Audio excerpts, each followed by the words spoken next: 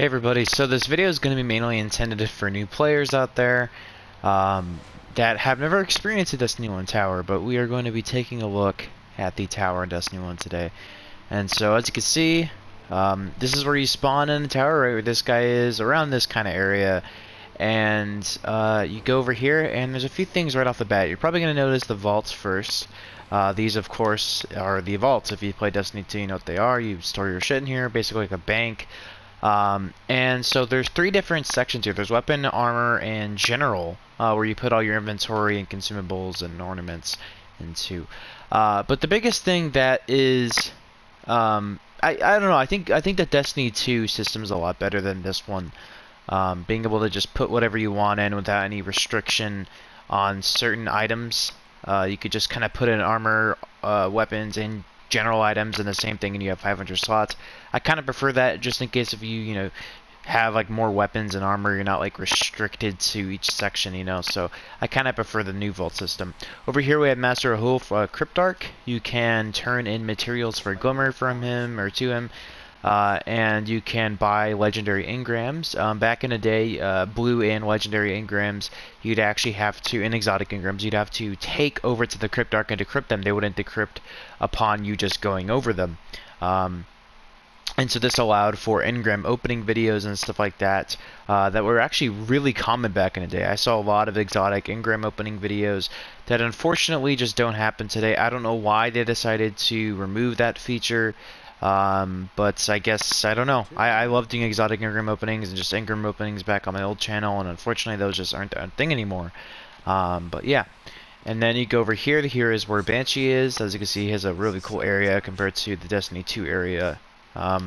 But you can go click on him. You could buy various consumables from him. Back in Destiny 1, you actually had to upgrade the perks on your weapons, so these would speed up the upgrade process, primary, special, and heavy. So back in the day, there was the primary, the special, and the heavy slot. Now all your special weapons would go in this slot, all your primary weapons would go in this slot, and all your heavy weapons would go in this slot. Actually, personally, I prefer this system a lot more than the current system we have now, because there's a lot of the kinetic primary weapons are way better than the energy primary weapons, and there's way more kinetic primary and energy specials than there are vice versa. So I kind of prefer this system that we have. But then you have ammo synthesis. These essentially allow you to replenish your ammunition upon consuming this with a 5-minute cooldown. You could buy, there's various ways to get these. You can get them through Xur, you can get them through here, you can get them through Eris Morn, you can get them at Varix, so various different areas. But this is probably the easiest way to get them. You just pay Glimmer. Although it can get pretty expensive considering that there is only a 25,000 cap. And it's actually probably the best idea to go and buy them from Xur. But you can also get weapon parts to upgrade your weapons and armor materials to upgrade your armor.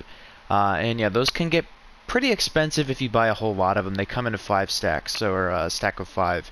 So yeah, and then you have Philtos weapons to upgrade your reputation. Back in the day, he had this thing called Arms Day, and every Wednesday through Sunday, I think, he would have a set of weapons that you could buy and keep in your inventory slots. Like an auto rifle would stay in this slot permanently until I pick it up from the gunsmith the next week, or whenever I want to pick it up, because each week he brings the weapons that you ordered. He brings rolls for that. He gives 3 different rolls for that specific weapon. And then next week, if you don't like it, you could save it for next week and keep it in your inventory slot. Or you can just get it and, use it, upgrade it, dismantle it, whatever you want to do with it. It was actually a really cool system. I really liked it. Over here we have Xander. He has a lot of the bounties here. I actually kind of prefer this bounty system because it's just kind of you go to one person, and the open world bounties, you don't have to go all across the solar system. They're just right here and right here only. And then you have strike bounties here, which is pretty much what Zavala has now, but I do like how there's open world stuff for the Vanguard. And then there's also the Vanguard Elite bounties for strikes. I kind of like that better than just getting planetary materials, but I think that there should be both systems at Destiny 2. And then we have Crucible bounties. Now there are other bounty sources, but this is like your main source of getting bounties. Over here is the Postmaster. We all know the Postmaster. Don't even need to go to that. Except you can't actually dismantle items from the Postmaster. They put that in like midway through D2, I think. Silver Dust Vendor is basically like a better version of the Bright Dust section in the Eververse store. Speaking of Eververse, we have Test Eververse right here. Back in the day, really anytime before Shadowkeep, you actually had to go to the tower to buy stuff from the Eververse. And as you can see here, it's literally just loot boxes and that's it. And there's a shader there too if you want. I think you could buy that directly. I don't know. But anyway, yeah, that covers it for the Tower Plaza. Let's actually just go and move up here really quick. I figured I'd show you guys this area. This is where Lord Saladin was for the Iron Banner in year 1 and year 2, and then in year 3 he moved over. Actually, Lord Saladin didn't even do the Iron Banner. That was the Lord Aphrodite, or Lady Aphrodite would do it. But they moved over to the Iron Temple. Right here, this is where Lord Saladin will be in year 1 and year 2. You can go and buy various stuff from him, rank up, do all the kind of stuff you could in Destiny 2, but actually it's probably better because there's way more direct areas to get stuff. But yeah, other than that, this area is completely useless now. Besides the dead ghost, this is mainly up here just because they kind of just, you know, no more Iron Banners after, you know, fucking they opened this up a little bit in the year 3, I believe, because of you know, obviously Iron Banner isn't up here anymore, so there's really no way to kind of keep this exclusive here. There's also, I think, the Queen's Wrath event. I think it was like the first ever Destiny event back in 2014 or whatever. Happened over here too. I think there was one of the Queen vendors over here as well. I think that was the case. I kind of forget. I wasn't around during year 1. I came in Destiny day 1 of the Taken King, which was almost a year after the game launched. So down here is the Vanguard Hall. Various stuff here. We have Eris Morn. She sells a various amount of items. She also has her own reputation you can earn through bounties, and you can trade in stuff. You get bounties from just doing Dreadnought activities, I think. I think mainly just the Court of Works over in the Dreadnought. But you can trade in various materials to upgrade her stuff. You can also buy special on Heavy Ammo Synth, this time being a little bit cheaper, obviously way cheaper than the Gunsmith version, but you have to have Black Wax Idol and material that you use as a consumable. Get Glimmer from Hive, I believe. Yeah, you can get Glimmer from Hive. You don't just get Glimmer across the board in this game. You actually had to, like, from killing enemies, you had to consume stuff to be able to do that. And then there's stuff like that, and then you have some cool little class items to buy here. And yeah, she was a pretty cool person. We have Lord Shax. Everybody knows Lord Shax, the Crucible Handler. He had his own reputation system, of course. You have 2 bounties here. There's 2 weekly bounties. Back in the day for the Nightfall, one of these was the Nightfall bounty, I think. Well, back in the day in Taken King, he had a Nightfall tier bounty. It'd give you Nightfall tier rewards, which was like really high-end rewards at the time. And you'd have to do this huge quest called the Mountaintop, I think it was.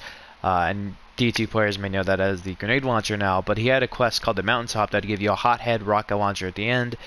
Which unfortunately I deleted like a dumbass. I don't think that's even obtainable anymore, but and you can get something else too. But you can also get access to a weekly bounty, and they basically made it so you don't even have to do the quest in year 3. I think they did that, but basically you do these bounties, you get a whole chunk of experience and reputation, and you get unknown rewards, Nightfall T rewards, I think, and yeah, so you can buy armor, and you could buy an arena engram with Silver Dust gets like crucible armor pieces, and then you could buy back legendary swords if you did end up getting them.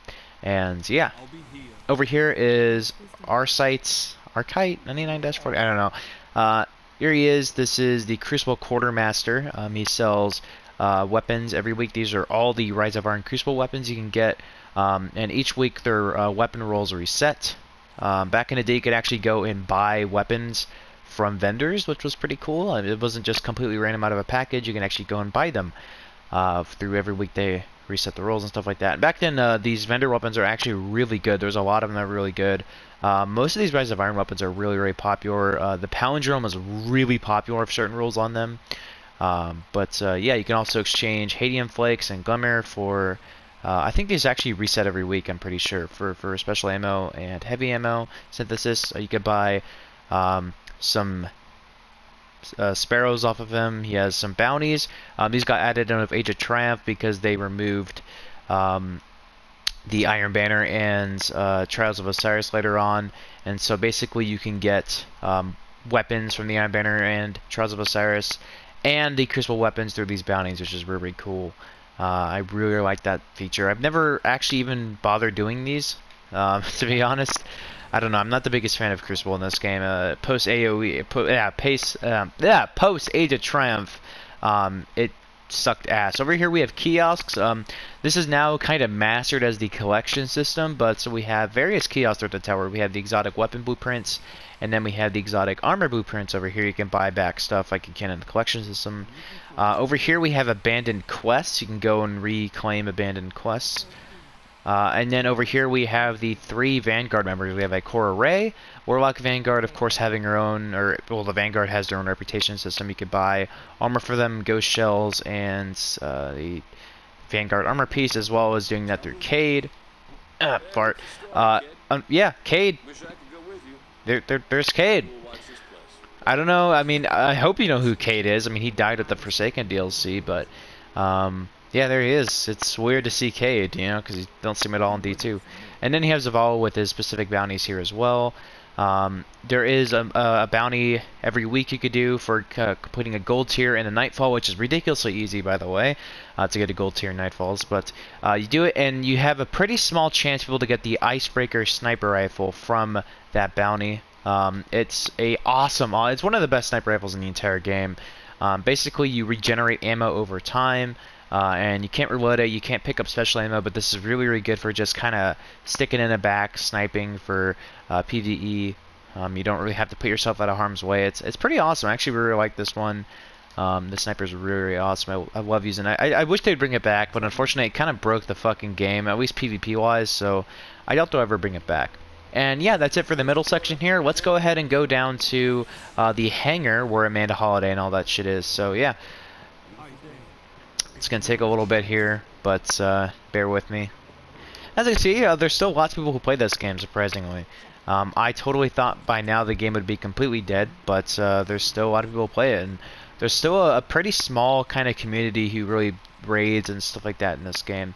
As you can see, we're going along here. We have the sweeper bot and, you know, all sorts of people. Xur can spawn back here as well. I forgot to show you guys the other Xur locations. Because Xur only spawned in the tower and in the reef. He wasn't out in the wild like he is now. Over here we have the first of our factions that we're talking about. Arak Jal, I think his name is, for Dead Orbit. I love factions, man. Factions are so sick, I wish they'd bring them back. But basically, factions, in a nutshell, is you pledge to a specific faction, and then you can do, which you can't pledge to another one for a whole week, I think, and then you can basically acquire exclusive weapons and armor, and ghost shells, ships, sparrows, shaders from whatever that faction is. And yeah, pretty much everything you do in the game gets you faction rep, as well as trading in materials. And you know, you rank up. Each rank gets you a package, and you get various rewards you can select between weapons, armor, and chroma. And yeah, there was lots of cool shit. They have weapons. These are the Rise of Iron weapons that you could pick from each week. They have certain rolls on them. Resetting. Back in Taken King before Rise of Iron, they had it so there were static rolls on them, and there's this gun called the Hangar SR3. It's one of the most, or SR4 I think. It's one of the most iconic scout rifles in Destiny history. It had triple tap, extended mag, and Firefly on it. Back in the day, extended mag wouldn't actually give you a reload speed. They wouldn't like bump back your reload speed, it just gave you more rounds. It was a really awesome gun. I think I had their version of it on me. Yeah, it was basically this, but it had like the hung jury stuff on it, or the dead orbit kind of paint on it, and had a bit different scopes, and I think a little bit better stats. But yeah, it was a really, really solid roll, and I'll never forget how much of a dumbass I was for dismantling it. Over here we have the Vanguard Quartermaster. This is basically like the Crucible Master, Crucible Quartermaster. You can go here and you could buy weapons, and they're the Vanguard armor here. This is the Taken King. You get this from, I'm not even sure if you can even get this anymore, but you get it from pre-ordering the Taken King this area. It's the Suros Armory Pack, and I think you could actually buy the Hawkeye weapons without the Taken King pre-order thing. But yeah, these are basically useless. As you can see, their attack value is ridiculously low. You could buy sparrows here, material exchanges for legendary marks. Really cool. I would really like going there. Pretty cool system. Going up here, we have Amanda Holiday. Pretty much completely useless outside of the SRL Sparrow Racing League event. We have ship blueprints and sparrows, and that's it. That's all she's good for. Over here, we have two kiosks. We have the sparrows. Come on. okay, sparrows. We have a kiosk for sparrows here, and then we have a kiosk for ships. And then up here is our next faction vendor, and that is the Future War Cult. Literally, like I said, same system. I'm pledged to Future War Cult. I have 27 on her, and yeah. She was also used for an exotic quest called No Time to Explain, which is a... Oh, actually, never mind. There's an area over here. It's just like a version of the Stranger's Rifle from the Year 1 of Destiny 1. Over here you have an emotes kiosk, and then over here's a pretty cool Easter egg. They actually have this Easter egg in the 0 Hour mission. You could play music through the thingamajig, and then there's a Xur location back there. I'm actually really glad that I didn't play Hope for the Future because I would have gotten copyrighted, but then there's that shit right there. Okay, and yeah, that's it for the hangar. Hangar's pretty empty, just like how Destiny 1's hangar is, but then we go to an even more empty area, and that is the Tower North. Yes, Tower North. I always kind of forget the name of that. And so let's go over to the Tower North now, and we'll explore that area, and then we'll go ahead and wrap it up.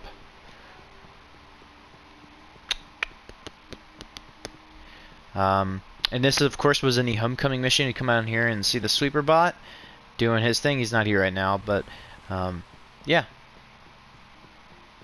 Of course, fucking, you see Ikora Ray kind of fuck up that Cabal ship with the Nova Bomb. Okay, over here is New Monarchy.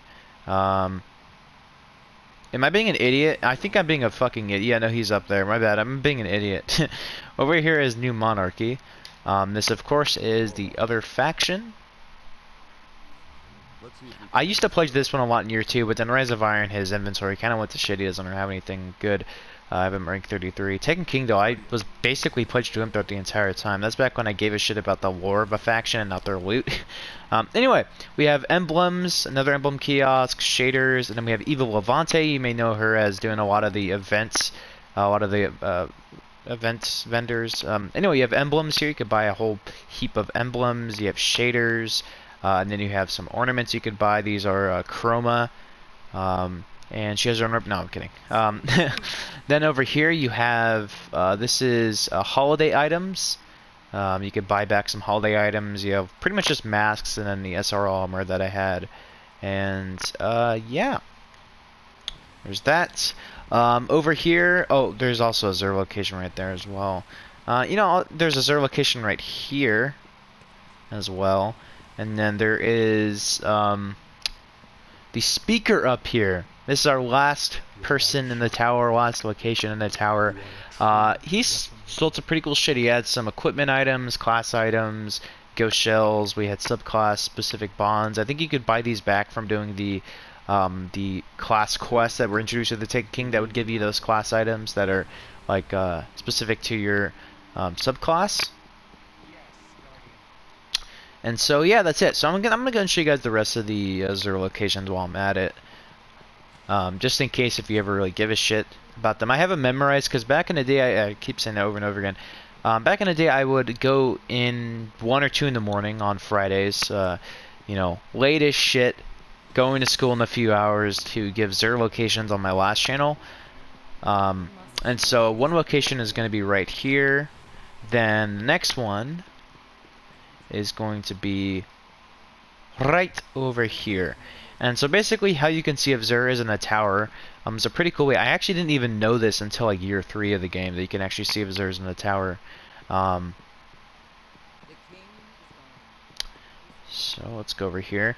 On one of these, I kind of forget which one it is. On one of these little pillar things right here, you'll see like a little purple logo thing. And that's how you can tell that there is Xur in the tower. And if you don't see that, he's not in the tower. You have to go over to the reef, and then he'll be in the reef. And if he's not, then I made a mistake, and that's not actually how you tell. But anyway, yeah, that's going to cover it. The tower overall is... I really like the tower. I think it's actually probably better than the D2 tower. But yeah, this guy looks fucking sick. Holy shit. Anyway, that's going to cover it. And...